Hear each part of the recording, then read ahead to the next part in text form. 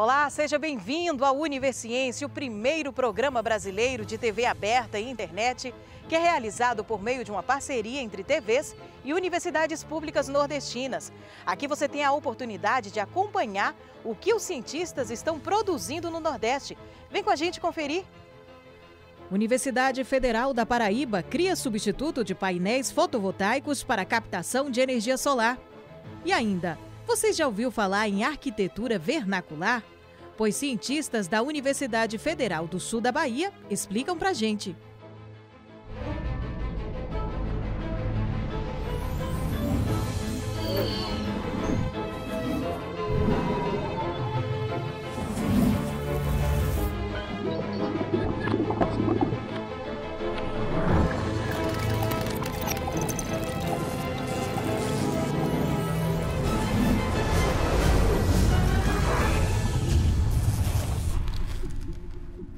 Olha só que coisa bacana.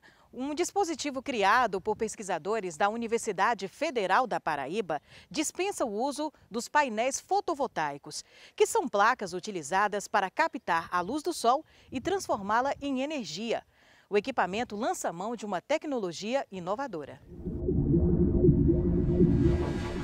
A ideia surgiu da necessidade da geração de energia em um ambiente rural, evitando o uso de baterias químicas, que são uma fonte de energia esgotável e prejudicial ao meio ambiente. Eu tenho aqui um bloco metálico de cobre. O que acontece? A gente expõe esse bloco metálico ao sol. A energia bate nesse bloco metálico, aquece, só que ao mesmo tempo ele reflete essa energia. Ele não armazena energia térmica. Se eu pego um bloco metálico desse e faço um revestimento nele com um material especial chamado quasi-cristais, eu consigo algo assim. Isso aqui é cobre e revestido com uma camada quase cristalina. Em 1982, o cientista israelense Daniel Shetman, estudando uma liga de alumínio e manganês, ele acabou descobrindo uma nova classe de materiais, né? Inclusive, essa descoberta, a descoberta desses materiais, que são os quasi-cristais, ele rendeu o Prêmio Nobel de Química de 2012. E estudando esse material, essa liga, ele percebeu que sua estrutura possuía uma ordenação atômica, né, uma simetria de rotação, mas diferente dos cristais, que apresentam uma organização periódica, um arranjo periódico dos seus átomos, os quasi-cristais apresentam um arranjo quase periódico. Em relação ao nosso trabalho, especificamente, duas características dos quasi-cristais me chamaram a atenção. Foi a elevada capacidade do seu revestimento, o revestimento quasi-cristalino, absorver energia solar, energia térmica, né, e a sua baixa emissão, ou seja, ele tem baixa capacidade de emitir essa energia que ele absorveu. Então, partindo desse ponto, nós tivemos a ideia de utilizar revestimentos quasi-cristalinos na colheita de energia, né? Quando a radiação solar bate nesse bloco revestido, ele deixa passar energia para dentro do bloco. Ele armazena energia, mas não emite. Então ele tem uma alta absorvância da energia solar e tem uma baixa emitância da energia solar. Então isso aqui funciona como uma pilha térmica. Okay? Ele armazena energia térmica. Então quando a gente junta esses dois elementos, ok, e expõe ele ao sol, o elemento revestido vai ter uma temperatura maior, porque ele tem uma maior energia térmica do que o elemento não revestido. Então eu vou ter uma diferença de temperatura aqui com a mesma radiação. E essa diferença de temperatura a gente consegue converter em energia elétrica, usando um gerador termoelétrico como esse aqui. A ideia foi juntar um dispositivo gerador termoelétrico como esse ao bloco revestido quase cristalino e a um bloco de cobre. Quando eu coloco isso ao sol, eu consigo gerar energia. Nosso material ele absorve a energia solar e converte esse calor, essa energia térmica que ele absorveu, em energia elétrica para alimentar microdispositivos eletrônicos. Você já pensou na possibilidade de produção de madeira sustentável? pois um projeto realizado por cientistas da Universidade Federal do Rio Grande do Norte, Parcerias, promete reduzir o risco de extinção do bioma caatinga no estado.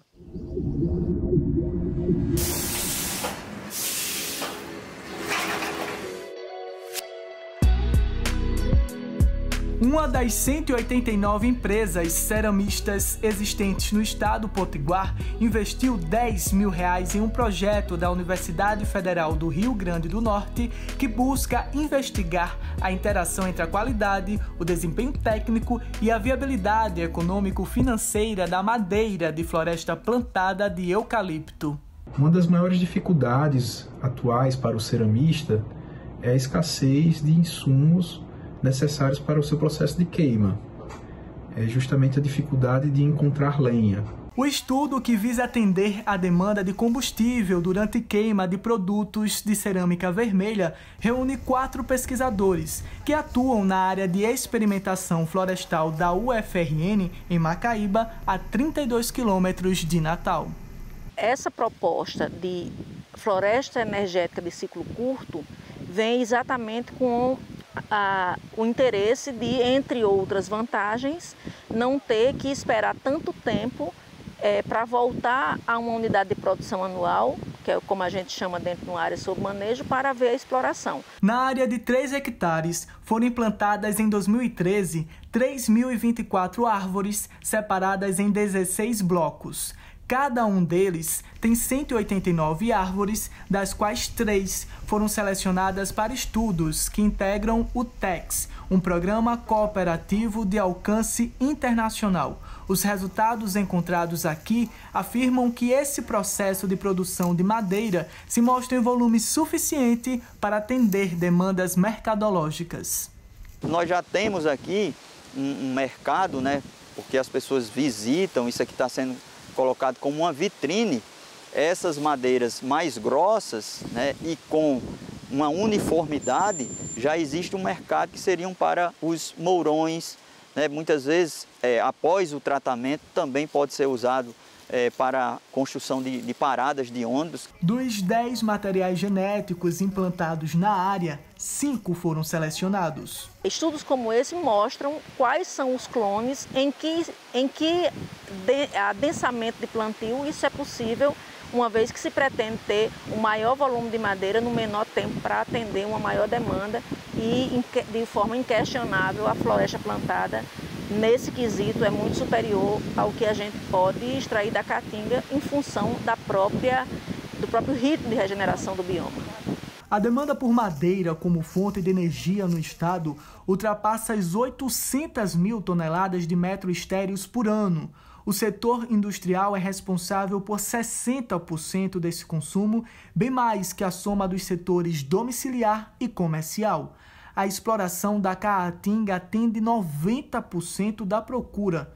Como consequência, 159 dos 167 municípios potiguares estão no mapa de risco à desertificação. O consumo total de madeira no Rio Grande do Norte em 2019 foi de 2,2 milhões de metros estéreos, mas apenas pouco mais de 10% dessa demanda foi atendida de forma legalizada, como está acontecendo aqui. O resíduo, após a retirada dessas toras, esse resíduo ele pode ser para as indústrias cerâmicas, né, as ceramistas, e também para as indústrias que vão transformar essa madeira em cavaco. E aí, usando esse cavaco para gerar energia, por exemplo, na Ambev, né, em grandes empresas que precisam da geração de energia, que a gente pode considerar uma energia renovável. Além das empresas, pequenos produtores e moradores rurais podem participar da pesquisa através de créditos de carbono e de manejo florestal. Dessa forma, é possível reduzir o risco de extinção do bioma caatinga no estado, cujo patrimônio não pode ser encontrado em nenhum outro lugar do mundo, a não ser no Brasil.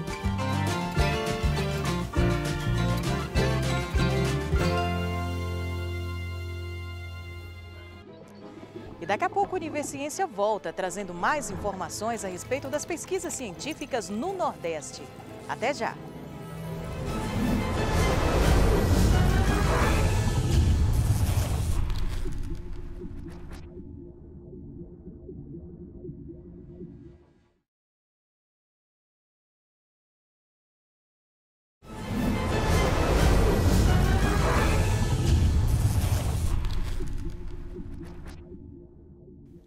Você já ouviu falar na arquitetura vernacular?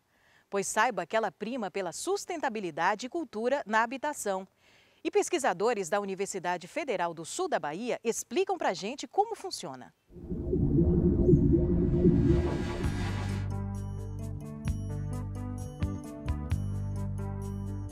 Bom, o que seria arquitetura vernacular? É o termo usado para categorizar métodos construtivos que utilizam materiais naturais disponíveis para atender as necessidades locais. Esse tipo de reestrutura reflete ao longo do tempo um contexto ambiental, cultural e histórico no qual existe. E o conhecimento para a construção desse tipo de arquitetura é transmitido através das gerações, influenciada pela cultura, localização geográfica e aspectos climáticos, né? Em comunidades tradicionais brasileiras, como as aldeias indígenas, o construir vernacularmente é extremamente importante para a manutenção cultural da comunidade e envolve rituais de celebração. A pesquisa é conduzida pela professora Silvia Quimo, com participação de estudantes de graduação e pós-graduação, e objetivou identificar, catalogar e analisar habitações vernaculares construídas em comunidades tradicionais, entre os municípios de Itacaré e Una, no sul da Bahia. Qual foi, então, o objetivo da nossa pesquisa? Foi mapear as habitações no litoral do sul do estado da Bahia, especificamente na área que vai se estender do município de Itacaré ao município de Una, cujas características arquitetônicas se enquadram na tipologia arquitetura vernacular praieira. E como resultados principais, o que nós obtivemos? Então, na primeira etapa da pesquisa, que começou em 2016 e foi concluída em 2017, nós fizemos um estudo de revisão sistemática do que seria o conceito de arquitetura vernacular ou popular brasileira, né? Articulando conceitos, aspectos construtivos com a identidade cultural e ambiental local, e foi publicado numa revista, né, que é a revista Cadernos de Arquitetura e Urbanismo. Como segundo resultado, né, a gente tem a segunda etapa da pesquisa, que é a sustentabilidade do processo construtivo habitacional vernacular na aldeia indígena Itapuã Tupinambá de Olivença, né, cujos resultados foram publicados na revista Ibero-Americana de Ciências Ambientais. E, por fim, terminada a primeira etapa de estudo de revisão sistemática e posterior análise da sustentabilidade do processo construtivo habitacional vernacular na aldeia, nós fizemos, então, a pesquisação relacionada à bioconstrução, né, que contemplou um diagnóstico das edificações construídas em pau a pique e oficinas de bioconstrução para aprimorar a argamassa de barro que é utilizada nas construções em pau a pique. A análise das construções vernaculares permitiu compreender o sentido de comunidade e o compromisso com o meio ambiente e a cultura local em todo o processo de planejamento e construção das habitações. Constatou-se também que as habitações tradicionais conseguem resultados muito positivos em conforto térmico, posicionamento e integração com o espaço e sombreamento. Por fim, né, como quarta etapa, nós também fizemos um seminário de biogeografia denominado do solo, a bioconstrução, que foi idealizado por dos membros, né, por um dos membros da nossa equipe, que é a Vanessa Rodrigues, e que é uma mulher indígena da aldeia Itapuã Tupinambá, e professora, né, licenciada em Geografia do componente curricular de Geografia. Ela fez esse seminário de biogeografia para compartilhar todo o conhecimento adquirido pelos discentes com toda a comunidade. Bom, qual é a etapa futura da pesquisa, né? A gente ainda vai coletar e identificar espécimes da Mata Atlântica que vêm sendo usadas no processo bioconstrutivo, e aí, no caso, não se restringe apenas à questão habitacional, né? Seriam luminárias, cortinas, mobiliário, painéis de parede, esquadrias, né, janelas e portas, cobertura das edificações na aldeia indígena Itapuã Tupinambá de Olivença. Qual a importância dessa pesquisa e qual a contribuição não só para a aldeia indígena, mas também considerando aspectos da arquitetura e sustentabilidade da arquitetura, né? A construção em terra, né, que é a que se enquadra o pau a pique na aldeia indígena Itapuã Tupinambá de Olivença, proporciona redução do impacto ambiental sobre diversos aspectos. Pegada de CO2, que é praticamente nula. Por quê? Porque não envolve a queima durante o processo de produção primária e nem no fim do ciclo de vida, né? Sem falar que a terra é biodegradável, pode ser reutilizada. No que tange ao conforto higrotérmico, a terra armazena calor e libera gradativamente para o interior dos ambientes, contribuindo para a moderação do microclima. A pesquisa constatou ainda que a tradição habitacional das comunidades vem sendo influenciada pelo uso de materiais convencionais da construção civil, gerando impactos ambientais negativos nas localidades. Por tudo isso, a pesquisa tem a importância de revelar como a arquitetura vernacular é uma aliada do meio ambiente, do conforto e da cultura das comunidades tradicionais.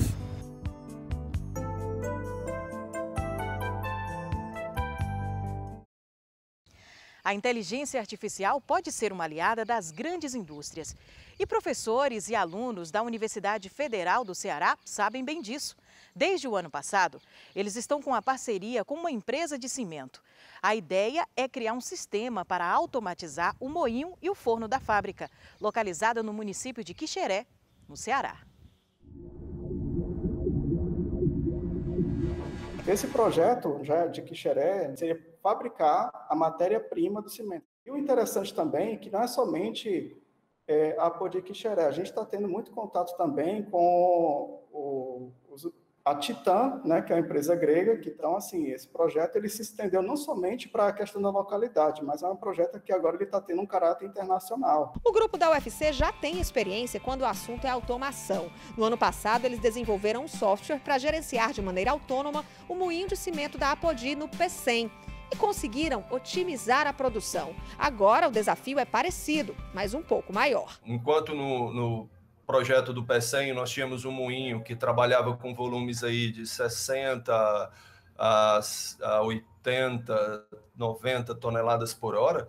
Nós temos agora um processo que pode chegar a mais de 250 toneladas por hora tranquilamente, em termos de moagem de matéria-prima. E o processo de fabricação do cimento é um processo de fabricação do clinker, é um processo bem mais complexo do que simplesmente a moagem do material. A expectativa é de que os sistemas de automação fiquem prontos em 1 ano e meio. Quando o projeto for concluído, as vantagens para a empresa são muitas. Vai ser possível controlar melhor os processos, reduzir o consumo de energia e aumentar a produtividade. A redução, ela não necessariamente se dá pelo menor consumo, seja de energia ou seja de combustíveis. Ela pode se dar também pelo aumento da produtividade e, obviamente, você tem aí um consumo relativo menor. Então, o que nós temos de expectativa é que uma dessas duas pontas, elas consigam trazer o retorno desse investimento. Para a universidade, os ganhos também são grandes. A gente espera que deixe muito resultado para a empresa, mas que também entregue e deixe para a universidade muito conhecimento, muito valor agregado, muitos alunos com uma boa capacitação e, inclusive, já pensando em spin-offs acadêmicas que possam gerar aí startups com partes desse conhecimento que a gente está desenvolvendo. A gente e entrar dentro da planta deles, ver como funciona tudo, ter capacitações lá sobre todo o processo, é muito enriquecedor mesmo. O conhecimento adquirido pelos alunos em projetos como esse é realmente valioso. Para Alex, participar da automação do moinho do Pecém foi fundamental para ingressar como profissional no mercado. Formado em ciência da computação em 2019, hoje ele é funcionário da Cimento Apodi. Quando a gente está na faculdade, né, a gente vê coisas muito voltadas para a área acadêmica.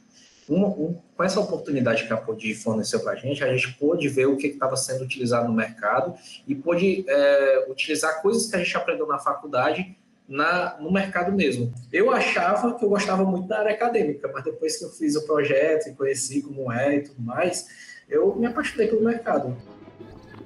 E daqui a pouco o Universiência volta com mais informações científicas do Nordeste para você.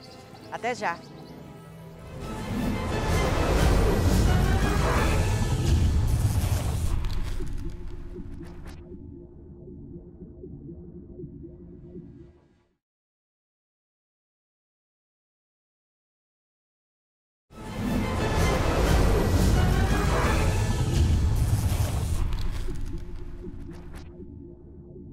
Pesquisadores da Universidade Federal de Sergipe desenvolveram uma tecnologia de baixo custo que ajuda na recuperação de lesões de animais silvestres no sertão do estado.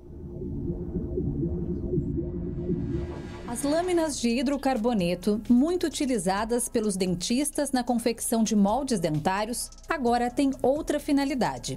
Uma pesquisa liderada pelo professor Vitor Fernando, do campus Sertão da Universidade Federal de Sergipe, descobriu que o material pode ser eficaz na recuperação de lesões em animais silvestres. Essas lâminas, que cientificamente falando, nós demos o nome de lâminas de hidrocarboneto, elas têm várias funções. Então, elas podem funcionar desde como curativos.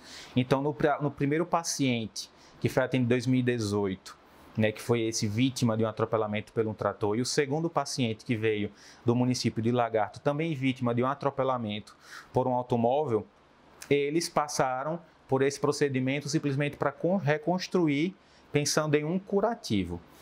Foguinho, esse jabuti, foi o terceiro paciente a ter seu casco restaurado com as lâminas. Foguinho chegou aqui no Camase vítima de queimaduras, onde ele perdeu 95% das suas placas córneas, que são estruturas semelhantes à pele dos humanos. E a função das placas córneas é a proteção do animal.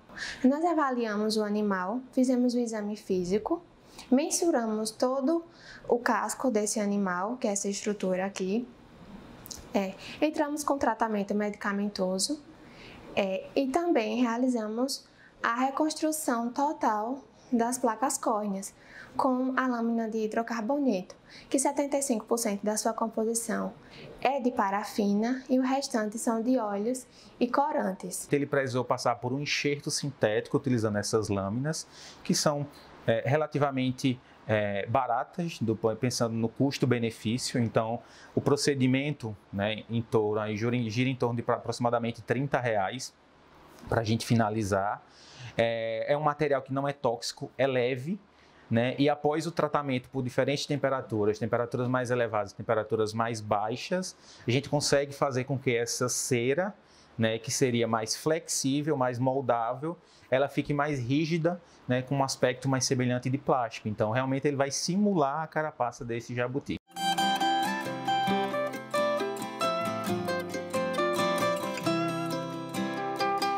O tratamento, que do modo convencional custaria mais de R$1.000, com a nova tecnologia sai por apenas 30. O estudo foi aplicado em 4 animais que estão sendo monitorados há 2 anos. Agora, o próximo passo é a publicação da pesquisa para que possa ser utilizada também por outros profissionais. É a ciência e a tecnologia proporcionando qualidade de vida aos animais silvestres. Estudar os planetas fascina muita gente. Eles têm muitos mistérios a serem desvendados. Mas não pense você que isso é algo distante ou um privilégio de cientistas estrangeiros, não. A Universidade Federal do Rio Grande do Norte foi destaque em um projeto astronômico internacional com um equipamento que amplia o estudo da existência de exoplanetas.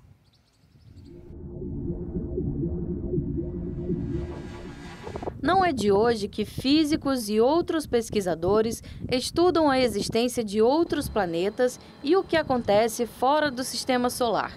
O Núcleo de Astronomia Observacional e Instrumental da UFRN já vem desenvolvendo o trabalho que já dura cerca de 10 anos. O ESO, como nós chamamos o Observatório Europeu Austral, ele estava querendo construir um pente de frequências laser e ele procurava parceiros que quisessem se associar dentro de um consórcio para financiar o projeto e participar do desenvolvimento do projeto. Através do pente de frequência laser, equipamento construído pela UFRN através de um consórcio, é possível ampliar a precisão dos estudos de exoplanetas.